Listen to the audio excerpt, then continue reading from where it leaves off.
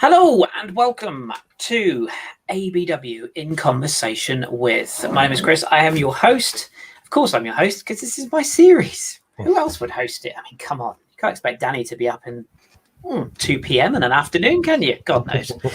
He might actually be up. He might be out and about. But anyway, enough of him. I'm going to introduce my guest because obviously these are, if you have just stumbled across these newfound series that we've come up with, it's basically a one-on-one chat, myself joined by one guest. And today, my guest is Tom Canton of the Gooner Talk. Tom, how you doing? Yeah, good. Good to be back. Nostalgic. It is. Yes. Yes, indeed. Yeah, I'm good, mate. I'm good. It's we're recording this on July the 18th in the UK. I don't know about where you are, Tom, but it's currently at 26 degrees in Plymouth in the UK. 26 here as well. It's kind of gross, isn't it? I mean, don't get me wrong. I love the sunshine, but you know when you like sit down just for a minute and then you get up off these chairs and it's just, yeah, not pleasant. Horrible. But hey ho, we won't wish the sun away. Right then, mate. So we're just gonna kind of do those people who haven't seen the first episode, really just to explain these series. Like I said, it's a one-on-one chat. It's very off-piste. There's no rules. There's no scripts. It's just me and Tom having a little conversation. So we are, of course, going to focus pretty much a lot of our conversation around football and specifically Arsenal. But before we get to that, Tom, why don't you just tell our listeners, I'm sure most people know who you are, but tell our listeners a bit about how your show came to be and how you've managed to develop it over the years. Well, I mean, the first place to start is obviously with you guys because, I mean, kind of without ABW, I wouldn't really be anything. I'd probably still be teaching, probably still be getting annoyed every day at a kid pissing me off. So that'd probably be where my life is.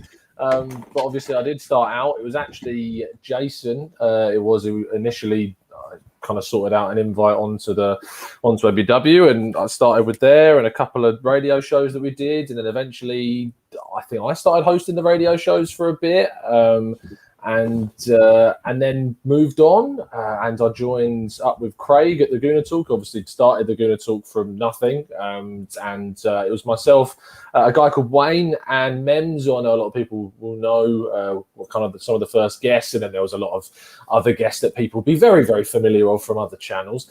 And then it changed. Craig had to go on to do other things because his life was very busy at the time, and he turned around to me and basically said, look, I don't really want the channel to die, so do you want to kind of take it over? And at that point, it was on about 7,000 subscribers, I think, at that time, and that was in 2016, after about a year. So Craig had done an amazing job kind of growing it up to 7,000 subscribers within just over a year, I think it was.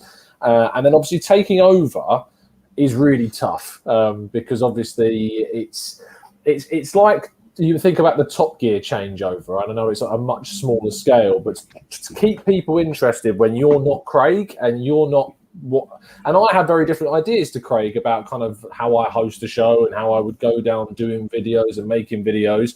And so it was really hard in the first place, and barely anyone was kind of tuning in because, I mean, it was obviously disappointed that Craig had gone, and quite rightly too.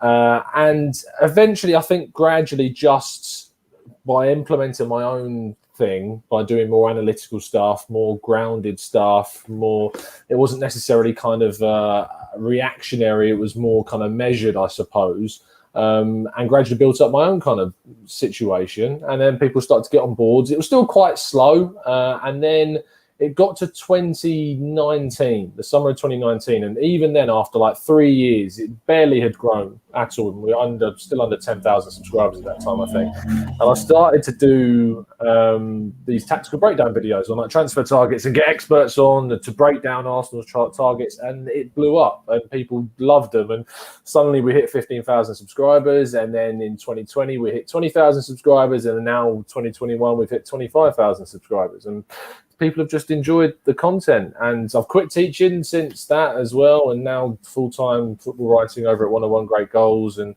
so yeah, just trying to see where this kind of goes now. So that's the short version or shortish version of the story, I suppose.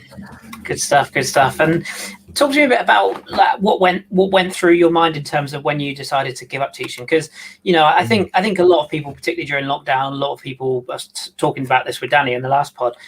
A lot of people have kind of taken that gamble. Oh, I can make a podcast. Oh, I can make a TikTok. Oh, I can make a video. And very few actually get success, because it's a lot harder than you think. You know, people, I think, just assume we just turn up, press record, and that's it. I mean, on this one, we actually have done that.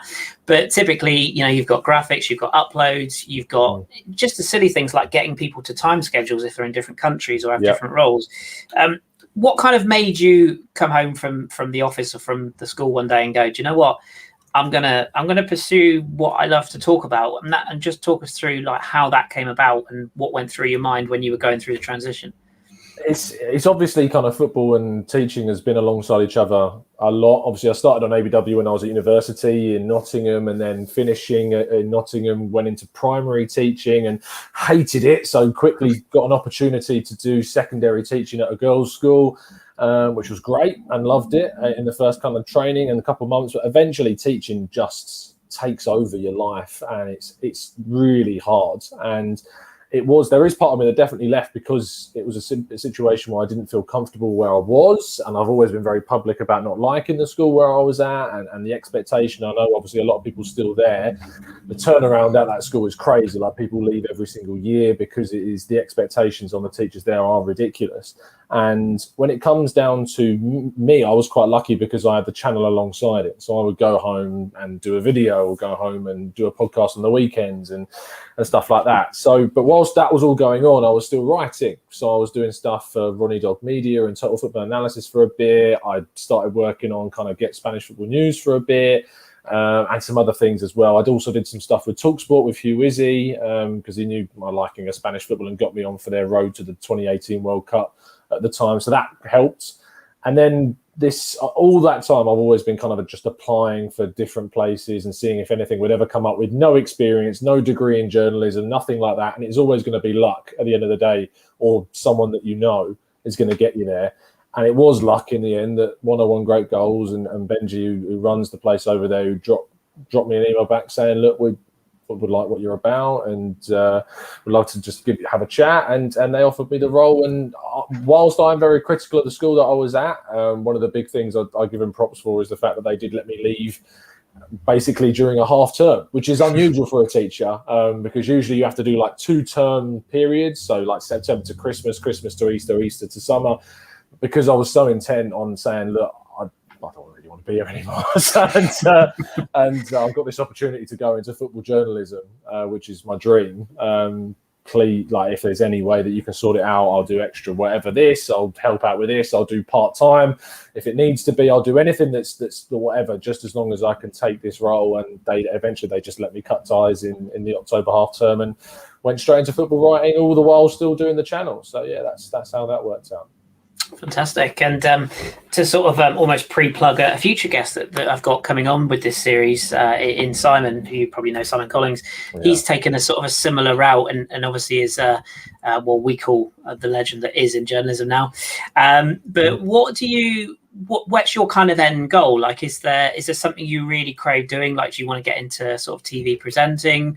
Do you want to be at live games doing match reports? Or are you kind of happy to have your own channel? Because self-employment it's a tough life, isn't it? Like, basically, if you don't do it, you don't get paid. But it does come with its own pressures. Would you quite like the idea of actually having somebody who pays your paycheck and you just turn up and do the things you're good at? Or do you actually quite like managing yourself? There are elements of having you control, I suppose, and when you can take breaks and stuff like that. But obviously going from a very stable contracted situation in teaching to freelance is a big kind of jump, and certainly jumping off a cliff in a career sense.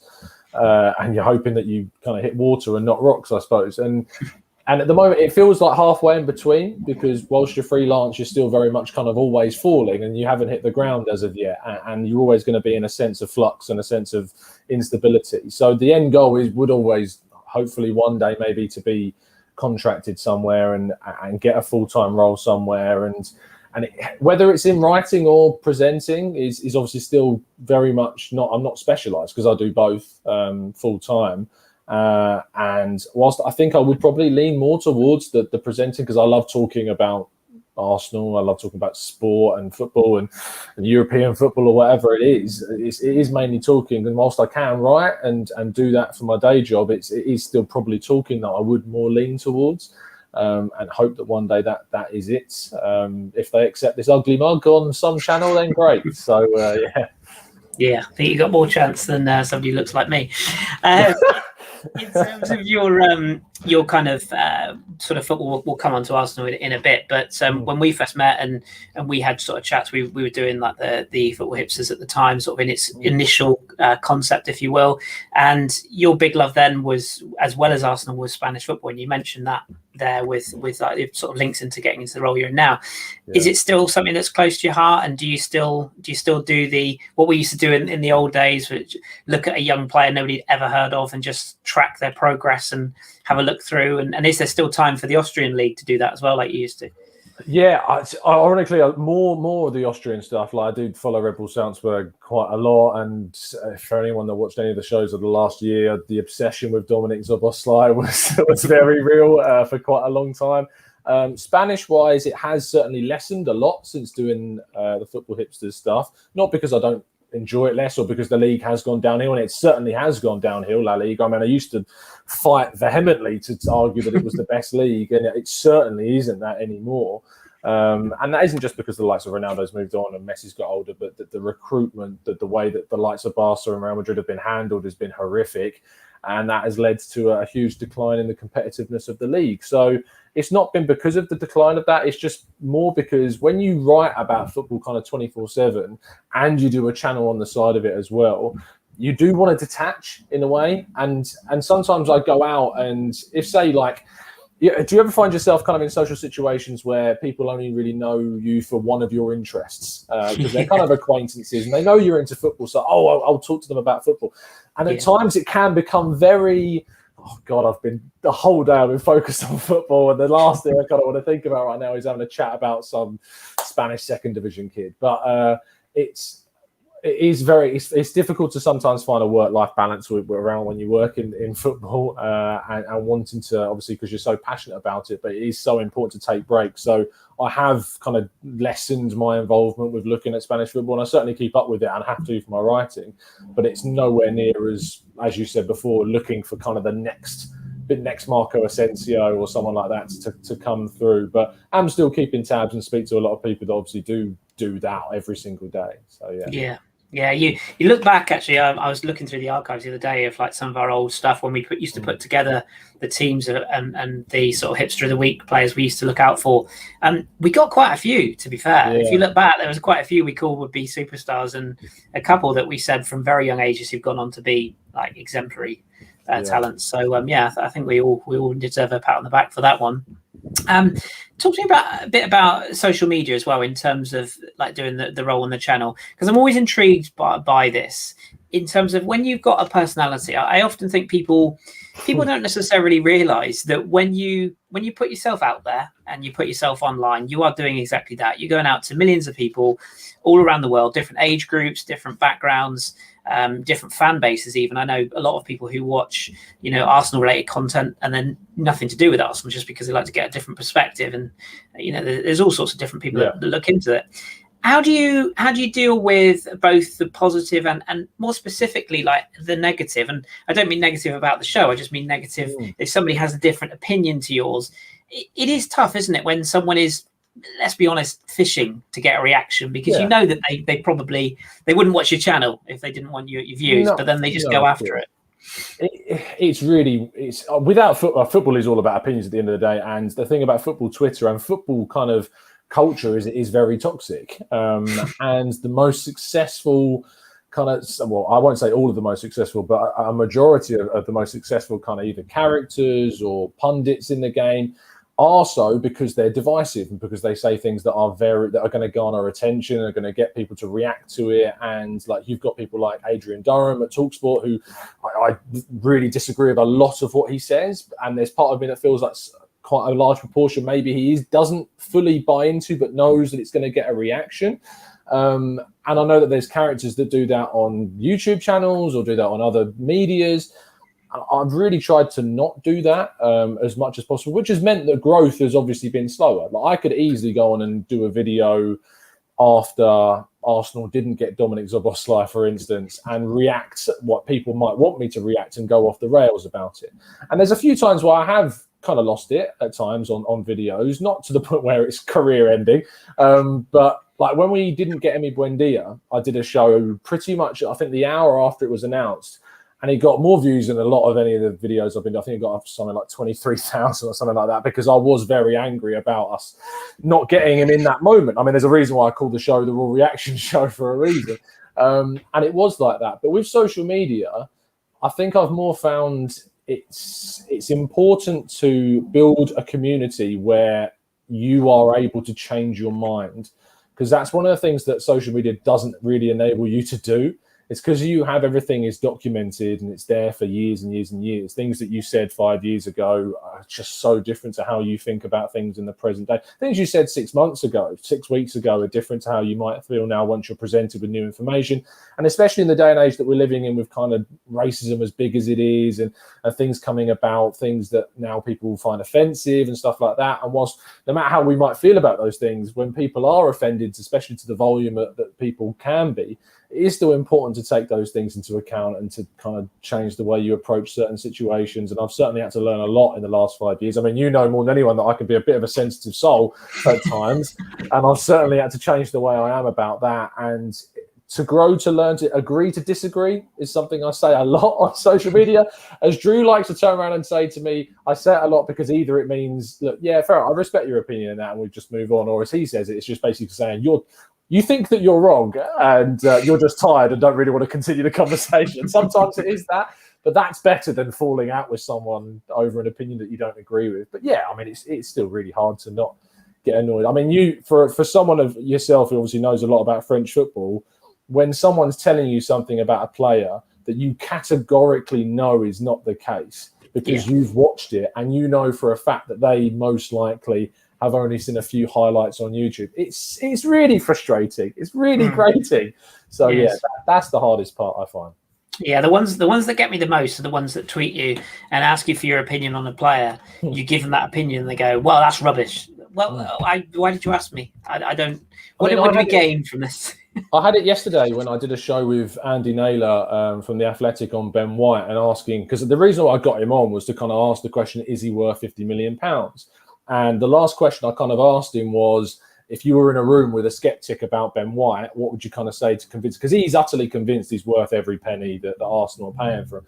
And even after we've gone through all of these different points, even in the chat, you go, nope, still not convinced. You're like, there's nothing more I can do.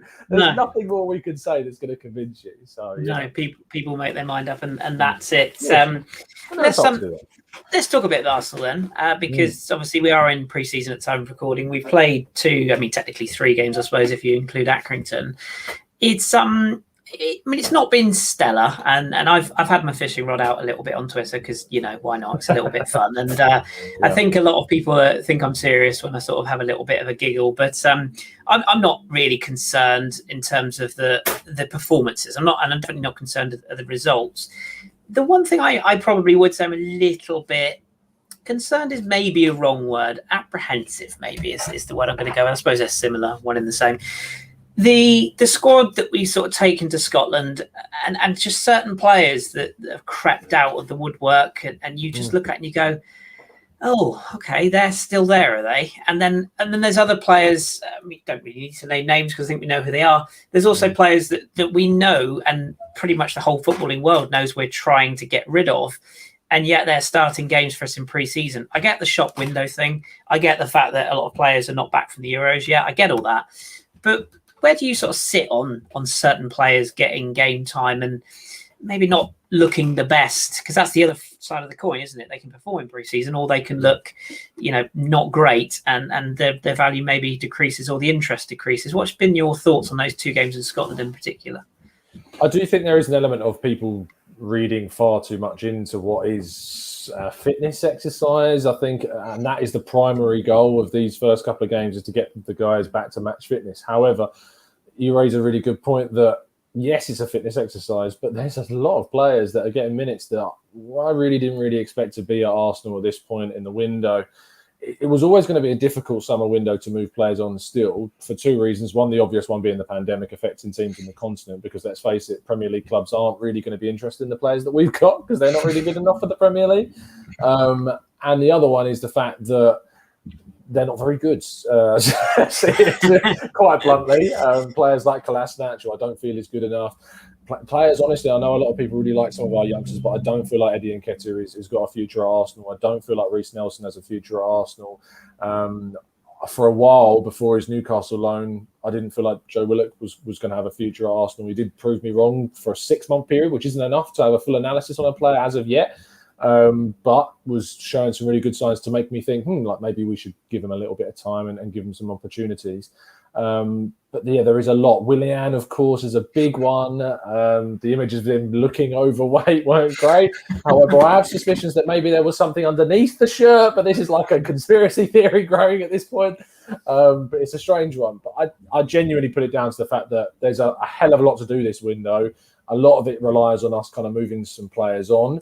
And when you make 55 people redundant in the squads, that is going to slow down the process at which some people work and are able to do things. And Edu is only one man. And you see like him when he's on holiday, which he's entitled to, like anyone. And you see the reaction to someone having a day away from work, in which, by the way, they have these things called mobile phones that they can still work. And so much transfer business happens through WhatsApp. It's ridiculous. So, I mean, there's all that work still going on. I think that the trip was a great thing to see Arsenal back in Arsenal colours and getting them playing. But I agree with you that there was certainly a lot of concern around how many players that we probably would rather have moved on by now were still playing for Arsenal at this stage. Yeah, agreed. We've got a window until August the 31st. So, I mean, yeah, it is still a month and a bit away. But again, like you make a good point there hasn't been a lot of in and out at this stage. I mean, I think the ones we probably expected to be gone have been, in terms of that we knew there'd be a clear out of a lot of the youth players and they've moved on. We knew that Guendouzi would be moved on. That's happened. But there's some players, like you mentioned, pretty much all of them there that have played. There's also a couple of players that I think people have even forgotten are Arsenal's. Lucas Torreira is one that immediately springs to mind.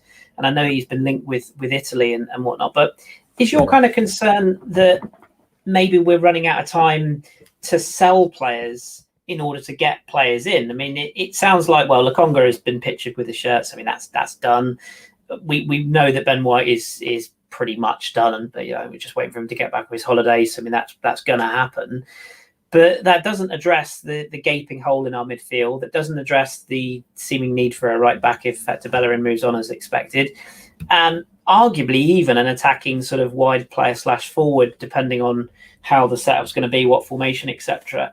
Is that a little bit of a worry that other clubs are kind of sitting there thinking, well, we know Arsenal need to shift these players. We're not going to pay over the odds. Why not wait till the end of the window? Because I'm not sure about you, but I don't really fancy an Arteta Mertesacker type panic. That summer where we just sort of trolley dashed. I don't really fancy that, because this, above many other seasons, we need to start quickly, don't we? With no Europe, the manager's under pressure, and we need to start getting ourselves in and around that top 6 this season, I think. We need to be in around the top 6 by the time the Champions League kind of kicks in and the Europa League kicks in, because if we're not, we haven't taken advantage. We're not going to be able to take advantage of those extra kind of recovery days available to us, because the gap will already be too big. There is a lot of time left at the end of the window, but there's not a lot of time left until the start of the season. There's less than a month left, and we have looked. I mean, the Ben White situation has gone on quite a long time. Yes, the Euros were part of the reason for that, but even the Lokonga situation has taken a long time, and that you'd feel like was one of the more relatively simpler deals for us to get done. But then there's been encouraging signs, like the Tavares situation, where he seems to have come in very quickly.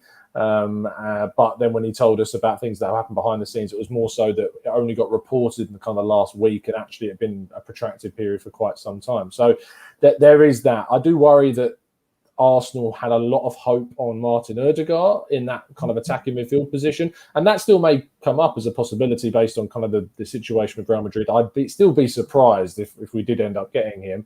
I also think they put a lot of kind of stock in this Locatelli situation as well, which doesn't look good for Arsenal, because, I mean, I don't know how you feel about this, but he seems very intent on joining Juve over Arsenal, which I can understand, because Italian players, like German players, do tend to kind of prefer staying in and developing in Germany at a younger age before maybe moving on when they're more established as kind of one of the top talents in the country.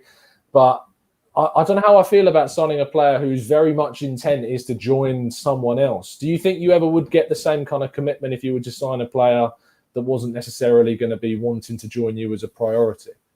No, I don't, and I'm kind of with you. I don't know whether it was actually Arteta that said this or whether this is just kind of one of those reported statements, inverted commas. But apparently there's this sort of discussion going around that we're only interested in signing players who are interested in us, who make it clear they want to join Arsenal. And I guess that makes sense because if we can't offer them European football, etc., we need something from those players to say we want to join Arsenal because it's Arsenal. We're not in. We don't care about European football. I mean, obviously, it'd be nice to have it back, but we want to join them because they're still, the biggest club in London historically, and they're still one of the superpowers, quote unquote, in terms of reputation. So I'm with you. I think Locatelli is a really, really good player, but I think our own John Welsh hit the nail on the head when he said Italians don't like moving to anywhere but Italy, generally. I mean, yeah, there's the exceptions. Marco Verratti is a good case in point there, but there aren't many. And I think if a player, who's outwardly saying he wants to join Juventus and his club are saying, oh yeah, we're talking to Arsenal and there's a bid on the table, and where it's like, yeah, you're blatantly trying to get Juve to pay up, aren't you? It's that using us manipulation tactic. I think he's a really good player. I really do. But I think if you're going to move for a player, like you said, I would much rather go for a player who either wants to join us or has sort of come forward and has us as one of the clubs that he's been interested in, or has a position in the team ready-made. I'd throw the question back at you in terms of what he could offer us. Do you think that midfield area is vital that we fix? Because I think that's a really key component. Because if you look at our midfield right now, I mean, we're looking at starting the season really. If you played a 4-2-3-1, you're looking at Thomas Partey and Elneny, aren't you? I mean, there isn't anybody else who can play in that deep role unless you move the Smith back or someone else, and then you lose their attacking talent. So would you rather be spending a fair amount of money on that central midfield area? And is Locatelli the one you'd go for, or is there somebody else you'd be more keen on? If Locatelli was keen to come to Arsenal, he would have been my number one pick, I think. Looking at him as a player and looking through his metrics as well, it's incredibly impressive. The way he transitions the ball, tackles, and breaks up play and recovers possession as well is really. He's progressive for a midfielder, which I like from a deeper position as well. He's not really a goal scoring midfielder, even though he popped up with a brace, and so everyone thought he was amazing at the Euros. But that's not really what he's about, to be honest. So he would have been a pick for me. I know that you're not necessarily a big fan of him because I remember you put a tweet out of him, but I don't mind the links to Ruben Neves. Personally, I quite like Ruben Neves as a player. The difference between him and, say, Granit Xhaka is that whilst Granit Xhaka will, when he's under pressure, win you a free kick, say, in your own half, he's really good at kind of winning those cheap fouls. Ruben Neves' technical ability enables him to kind of break out of those situations and keep the play flowing and take players on and move around players. He's not like rapid and quick in tight spaces. He's quite good when he's on the ball, and his passing is still good. It's not as good as Granit Xhaka, but it's still good and of a very good standard in the Premier League. His tackling is very good. His defensive capabilities of winning the ball back are very good as well. I don't class him as a goal-scoring midfielder, even though he likes to pop up with the odd thunderbolt every so often, but he's not a goal-scoring midfielder like you would say Joe Willock likes to get into the box and score goals. Neves isn't really like that. If he's on the edge of the box and has a chance to shoot, he probably will try one.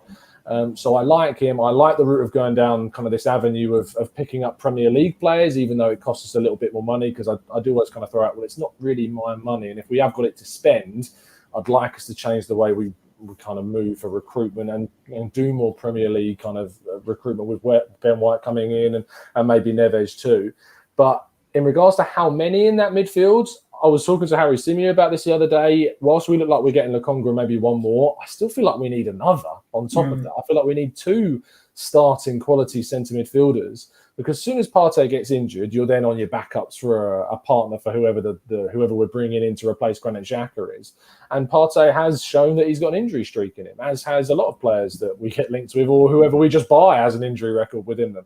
So I feel like we do need two. I don't think Lokonga's ready to start. I think there's a lot of hype around. I really worry that whilst there's a lot of difference between him and Saliba, what there isn't a difference in is the perception of him amongst the fan base. And I worry that if, say, he doesn't get a start in, say, the first 4 or 5 games, then people are going to go, why the hell are we buying? Why are we spending 17.5 million euros on this guy and we're not going to play him? I want to see him play, but I want to see him used correctly and eased in. I don't want to see him thrown into the fire and come out really singed from it, to be honest. So I think it's about using him in the right way. He's only 21, but he's got a lot of kind of mature qualities about him. But yeah, the midfield's got to be where we go all in this window for me, for sure. Yeah, he reminds me a little bit, Lokonga, of sort of an Alex Song type of signing, isn't it? Where he's got a fairly good reputation, but is a bit unknown and could potentially. My slight worry is this obsession Arsenal have with loaning players at the moment, in and out. I'm a little bit. That was one of my few tweets where I was actually not fishing. I do genuinely wish we just stopped loaning players out. And I get the market is a bit weird, and I get that there's this loan with option to buy, or loan with what is it they call it, obligation to buy. Yeah. I get that, but if you're going to spend 17 million, although that's not huge money in the modern market, I think he needs to be part of the squad at the very least. But I'm with you. I think there's room for another one. Any thought at all that other one could be either of Maitland-Niles or Willock? I mean, Maitland-Niles played in midfield the other day. Apparently, the position that he informs the world around that he's very good at. And I think he came out to me a few weeks ago and said, "I'm open to leaving. It's up to Arsenal now." So, typically, our club isn't a big fan of players going to the media without informing them first. So I can't think that's gone down brilliantly well, especially with Arteta's style of management. But is there any hope for either of those two, do you feel? Because Willock's been talked about as going out on loan again, which I know you're quite keen on the idea of selling him. I would quite like to see him have a chance, but are either of those even remotely possible with the homegrown links? Yes, it's definitely a possibility, mainly because of how kind of slow we're being in the market. I think that's the biggest reason why there's a possibility of some of those guys being possible options for us. Maitland-Niles is such a strange kind of enigma of a situation. He really is, because you can't really work out whether he wants to actually stay or whether fight for a place. And then he goes out to the media and says what he says. The interview annoyed me in two senses. One, because obviously I don't particularly like it when players go out to the media and start slamming the club from the inside out, etc. Another, because it annoyed me because of how lacking in kind of knowledge he was about his own situation from the club's perspective. And so that was enlightening to tell me that does Edu and Arteta have this fully covered? Do they this plan they talked about in kind of post-match press conferences ahead of the end of the season for the transfer window, is that legit? Because stuff like this doesn't fill me with a load of confidence about that. Do I think that Maitland-Niles can be a backup midfield option for Arsenal? I mean, is he better than Elneny as a centre midfielder?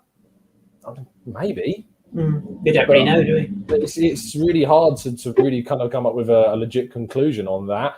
And Elneny, for me, is another one with a year left on his deal. That he's a great squad option. He's happy to be a utility player for us, clearly. He's happy to just be there, it seems. So I'm fine with him being there. But I don't really want to have to rely on one injury and then it's Mohamed Elneny. So, yeah, I can foresee Willock or Maitland-Niles being an option, but I wouldn't want them to be an option, to be honest, after one or two injuries.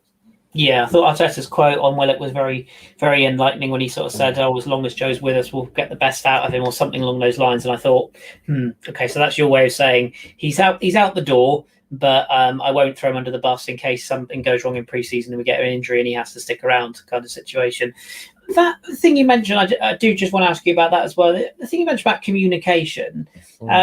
So you've played Sunday League football, and I've managed Sunday League football. Very badly. Yeah, same. Definitely badly managed on my behalf. But when you're playing even at our level or the lowest level possible at grassroots, when you've got a player who say one of your players breaks his leg, all right, and he's out for 6 months, or you've got a player who's playing for another team but he's interested in joining your team, he's one of your mates, your players' mates, whatever. In my experience, maybe it's just my personality, and I get that Arteta and Edu are probably very busy, and I'm sure they've got a lot to do, and I'm sure they eat, drink, sleep football, etc. But you would imagine that under, say, for example, Arsene Wenger's era, those sort of players would be constantly communicated with, kept informed. We've seen it at Chelsea, haven't we, where they've got that lone WhatsApp group where they all keep in touch with how they're getting on and if there's anything they need. Is it a little bit of a worry for you that we've done Saliba to death, but that was clearly a situation where there's been little contact, depending on who you believe, with the player while he's been on loan. There wasn't a lot of communication with Joe Willock when he was on loan, even though he was doing very well. And now Maitland-Niles comes out and says it as well. Is that a little bit of a concern with the manager and maybe Edu as well, in that maybe they're not actually, is kind of out the door and out of mind, and then suddenly they turn up again and you're like, oh, well, we've got to talk to you, I suppose. It's a little bit weird, isn't it? When you think at a professional club where they're being paid to do it, we would do it at our level for free. And yet at a club of our size, we're not really communicating very well with the players. It is worrying, 100%. And I think that the interview with Maitland-Niles revealed a lot, and it'll be interesting to see how things change this season with the whole Amazon kind of situation as well, and if we see anything coming out in regards to communication or frustration from players that.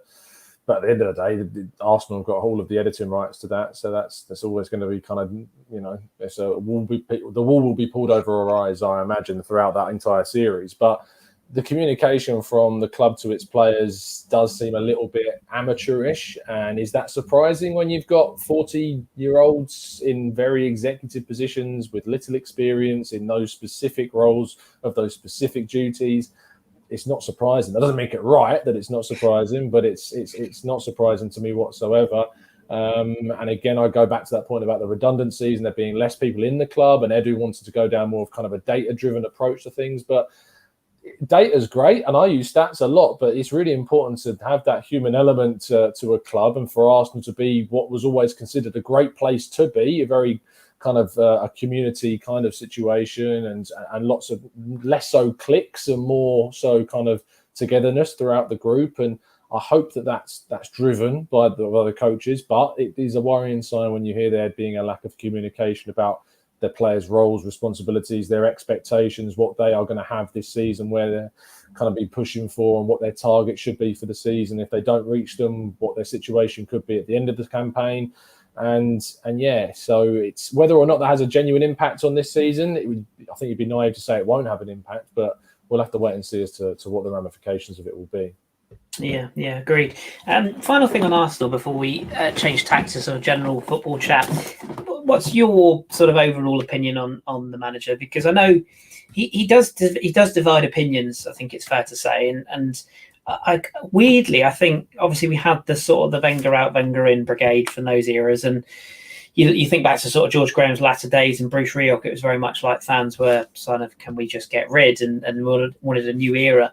Arteta seems to divide the fan base in a very different way, in that I think there's people that may be in the camp I'm in where you want him to succeed and you want him to do well, but you have some sort of concerns about how he manages that.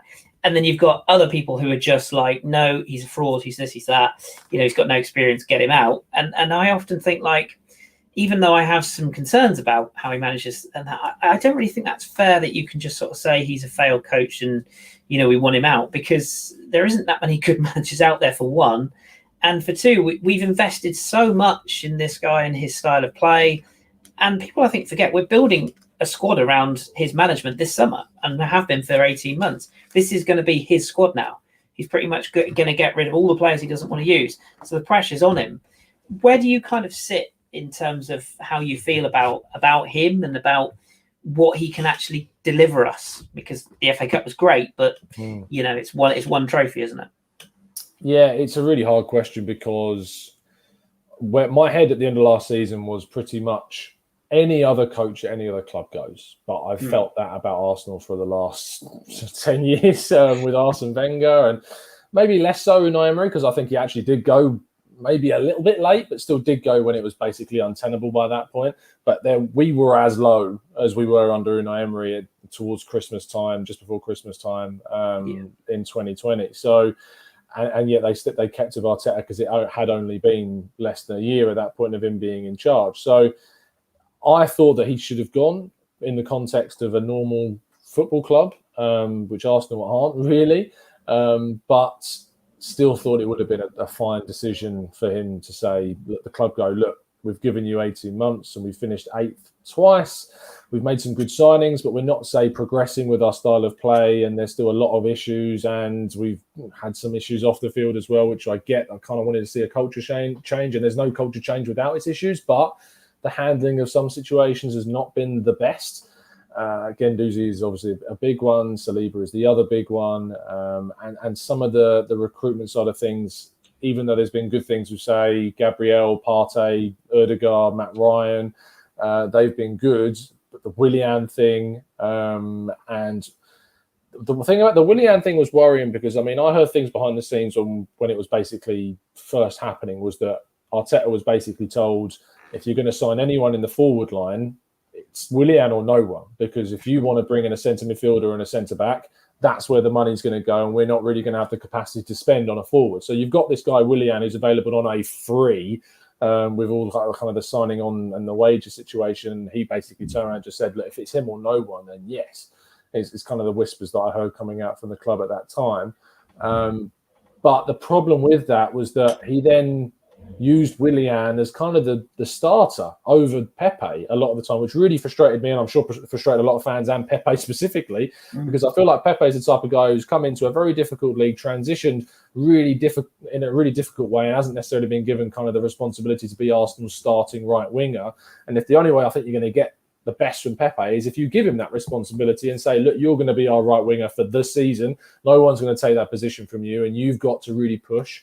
And at the end of the season, then we may have to kind of, think things over about your future at the club. And you need to give him kind of that responsibility and consistency of games to get the best from him. And I don't think Arteta was able to do that because he put so much kind of stock in trying to get experienced players like Willian to get us out of the tough situation that we found ourselves in, a lot down to those experienced players not showing up in games and not learning from those mistakes of giving those guys the responsibility. So that in itself was almost catapulted Arteta into the complete outside of things and almost a failure before it even started. This season, I know he's not going. So it's a really weird situation to be in. Like, he's not going to be sacked before the season starts. He's very much going to be our coach. And so I feel like I've got to, given the benefit of the doubt, turn over a clean slate and see where things go this season. But it will be different to last season for me. Whereas last season, I was like, let's give him time. He's done some good business. Let's see what happens after a season, give him next season. This time around, it's a case of pressure from day one. If we are 5 games into the season, we've lost, say, 4 of them, it's not beyond my imagination that you even make a decision at that point, no matter that it's his squad, no matter that he's spent all this money on changing things, because that's not good enough, even with the big games that we've got. And I think it is a case of you can't let it go all the way to Christmas before making a decision on the management, especially when, say, an Antonio Conte is still available as a coach. So whilst there aren't many coaches, he is one of them. And if the club are looking to spend like they are seemingly doing this summer, Conte may be swayed to come and say that, yes, we have got some money that maybe would be backing of the type of project that you want. But it's such a hard kind of situation to look at in July and go, yeah, he's going to be gone by this date, because I have no idea what's going to happen this season. It's such an unpredictable season. It really, really is. Other seasons you can maybe have a bit of an idea about how we might do, and I was optimistic. This season I'm not optimistic or pessimistic about it. I'm in the complete unknown about what is going to happen. So, which is weirdly exciting and weirdly terrifying, but it's Arsenal and we're kind of used to that. Yeah, I don't know whether it's age or whether it's just kind of sheer fed up element of football, because it has been a weird year, and obviously watching without crowds, which is another thing. With crowds back in, Arteta will very much know if he's under pressure. But yeah, I'm with you. I'm always excited. Talking to Jeff the other day about this, I'm always excited about a new season because it's the club we love and the club we support, etc. But it's kind of weird going into a season without really any expectations. If we go into the season and we lose home and away to Burnley and home and away to Wolves, I'm not going to be hugely surprised, and equally not massively cheesed off. Whereas in previous years, that would have ruined my weekend. And so I don't know if it's just because I'm getting old or whether it's just because I haven't sort of felt that success for a while, which it's just one of those things. And I think it's fair to say as well, as long as Mikel Arteta is in the job, he's always going to be under pressure as long as Tim Sherwood is looking for work. So that's always creeping in the background. Yeah. Just one other actual quick question on the Arsenal before we move on. The new kit, what do you think? I've got the yellow one because I like it. I like the Cannon, other than the fact it's the wrong way around. But other than that, I really like that. The home one's really divisive. It's divisive so much, it's divisive within me as an individual, whether I like it or not. it's got a lot of Ajax about it. And I don't know if that's a good thing because I like Ajax's kit. So should I like Arsenal's kit because it's like Ajax's? I don't think I'm going to buy it, not because of the whole Stan Kroenke out situation, because I think if someone wants to go buy a kit, go buy a kit. It's your life, your way of supporting the club. You do what you want. But yeah, I don't think I will. I don't think I like it more than last season's. So it's a weird one. I can't really say if I like it or not. I'm kind of in a middle ground about it. What about you?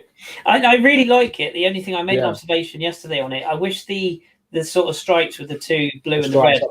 If you had that up the inside of the armpit, I think it would look far better than it just looks like a big. Oh, the socks are fantastic. I mean, that's 94, 95 all over again. I'm loving that. But I do like it, and I'm one of the few people that doesn't mind a bit of extra white on the shirt, but I'm not a big fan of white socks. So I've kind of got half my wish with the striped socks. But it might be a grower. Yeah, it might be, and we've still got the third sort of 90s throwback. Kit. Yeah, so I like that. I do. Yeah, I like that. Little bit of classic. There's a couple of bangers this year, in fairness, in European football. Atletico Madrid's new one. Oh, that's something else. That Monaco's new one is quite nice. The home and away. There's a couple of classics out there, so it's definitely. Have you seen the Atletico Mineiro in Brazil? The one with the map on it. It's amazing. Yeah, I love that. That's great. Yeah, and the new America one as well. That's pretty pretty fantastic. Salzburg's got a new home kit as well, actually, this season. So. Yeah, all the Red Bull kits are pretty funky this year. I must admit, I've seen a few of those. So. Yeah, I got the last year's home kit for Salzburg. It was obviously Szoboszlai on the back. So yeah, that was naturally. Nice. Talking about international football, what was your takeaway from the Euros? Because obviously, ultimately England did get to the final, and although you had a foot in the Austrian camp, I know that you got a heavier foot in the English camp. What do you look back on at the tournament now? Because the whole sort of Saka, Rashford, Sancho thing has almost soured it a bit, and the hooliganism element. And it's funny, I was chatting to Canadian Jeff about this the other day, and I was saying to him, like, did it get reported in Canada? Does it get overseas about how some of the English supporting fans, it's gone a bit back to the 80s, it's gone a bit back to the dark ages, and never really moved on from it. And then on the pitch, of course, England do get to a final. It's their first final under Southgate, but they also got to a semi-final, of course, in the in Nations League as well. It's clearly a very exciting team. What's the overall takeaway from you? Are you looking at that as the main positive, or are you looking at it more as the disappointment that you couldn't, as an Englishman, look back and go, I'm really proud of everything, because there's this sort of sour taste about the abuse and the off the pitch sort of behaviour, shall we say? Yeah, I am sour about it. I was ashamed to be English. Sorry, I do that all the time. It depends if Andy Murray's playing if I say British. But no, Brexit means Brexit. Yeah, no, I was ashamed to be English after the tournament and seeing a lot of the stuff that went on. 100%.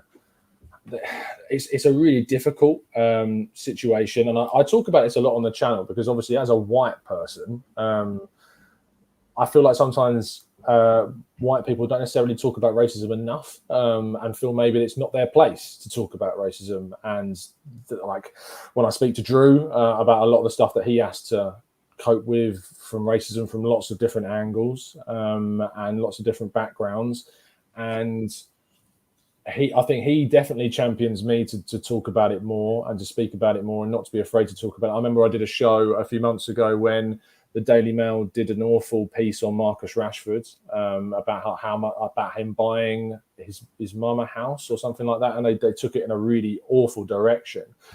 And it's just clear, it's like systemic racism that's out there.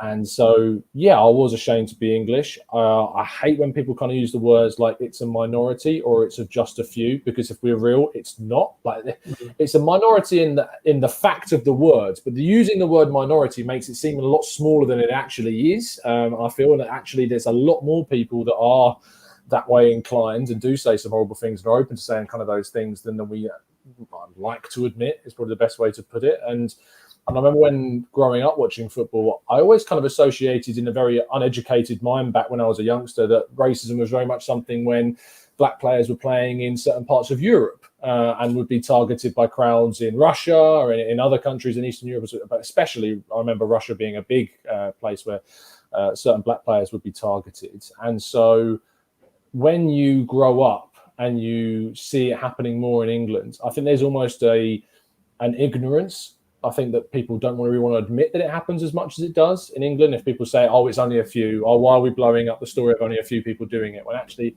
let's be real, it doesn't matter how many people, as long as it exists, it's something that needs to be addressed and talked about. And certainly that we're not, I don't feel, doing enough. And when you see like the Home Secretary kind of saying it's fine for you to go and boo players taking the knee, and then to come out and quite rightly for Tyrone Mings to absolutely slam her for what she said, that is just, it shows you there's little hope when the leaders of the country are acting in that certain way, that there is the type. And we've just got over kind of the Trump situation in America, and we've still got our own kind of Trump situation here, I suppose. So it's a long-winded conversation, one for a podcast of its own and a series of podcasts at that.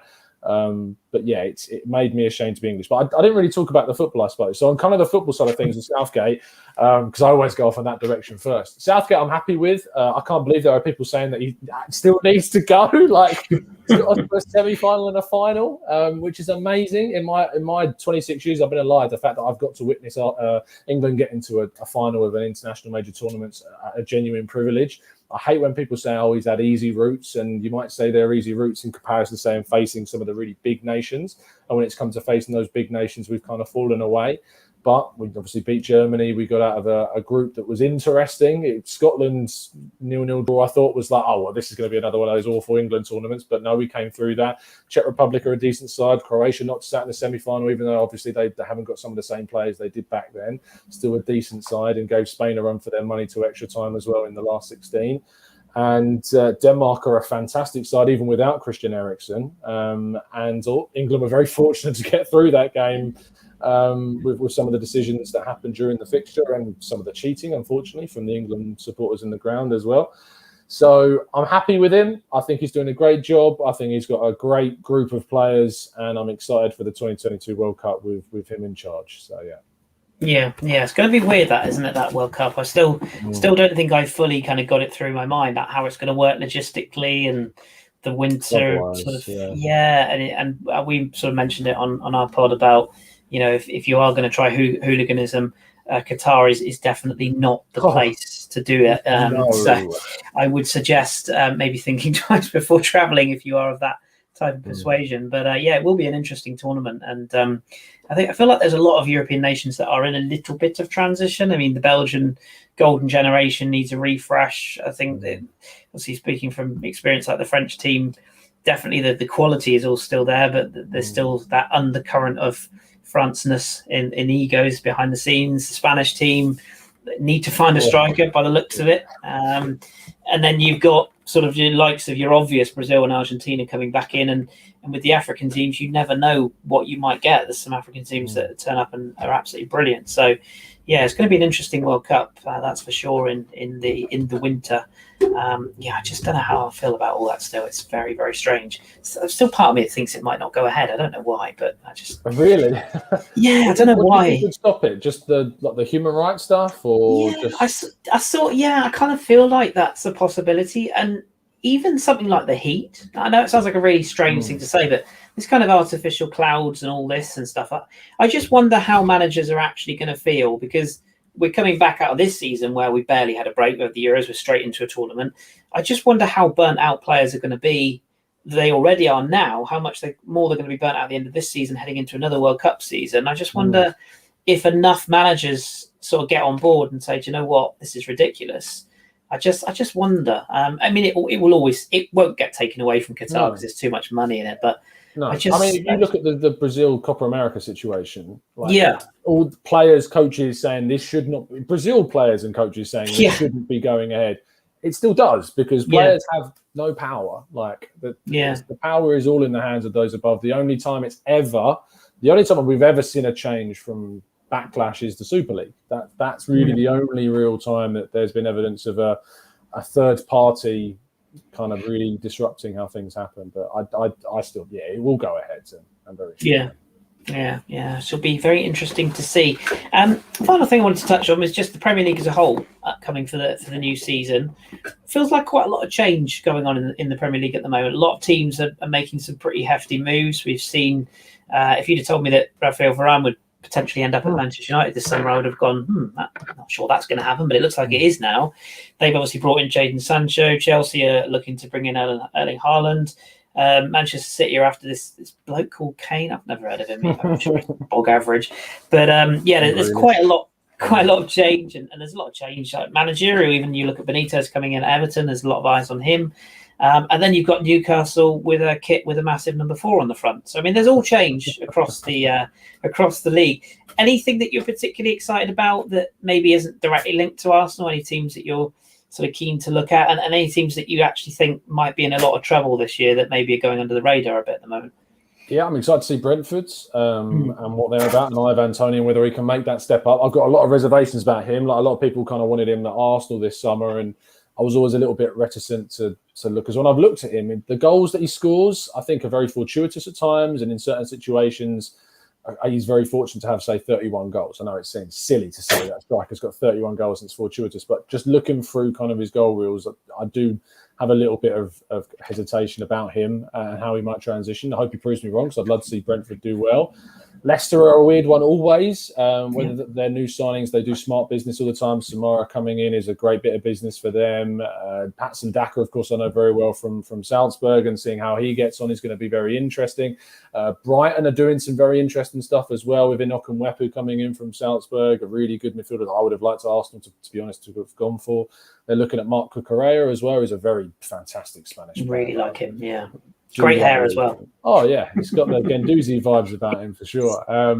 But he can play centre midfield, left mid, left back. Loads of really versatile player. So that's a great bit of business. When I was speaking to Andy Naylor yesterday from The Athletic, he says he's confident that they will get that deal done. So that's a great bit of business for them. If they keep Yves Bissouma, then that's a big boost for them too. We don't know what's going on with him. And then with the big teams, Man United scare the hell out of me because of what they're doing, as you've already talked about. Chelsea, I feel like I don't think Thomas Tuchel would have been the right appointment for Arsenal. But at Chelsea, I think that's pretty much a perfect fit with the German players that are there, like Havertz and Timo Werner and Rudiger, and how he's got them playing. And if he can get Timo Werner to be able to hit a cow's arse with a banjo, then maybe that would turn into a great signing. But if they're going for Erling Haaland, then that's an unbelievable bit of business as well. And they've already got such a good squad with some great players. And then Spurs, I hope that my prediction about them being absolutely awful this season, because they've made an absolutely ridiculous appointment as a manager, comes true. To turn away Jose Mourinho for his style of play and then pick Nuno is hilarious. Weird flex. Genuinely. But, they always end up annoyingly proving me wrong in some senses. So I hope that doesn't come true, and I hope they lose Kane. If Kane goes to Man City and Grealish goes to Man City, I don't really see how City can go wrong at that point. It's just an absolute, other than if Erling Haaland does genuinely go to Chelsea and if those players at United do step up. But for all of those points, and you look at, say, how good Liverpool can be with Van Dijk coming back in that situation, how good Chelsea's squad is, how good City's squad could be with Kane and Grealish, how good United could be. And yet there is still an expectation from some supporters that Arsenal should be in the top 4 next season.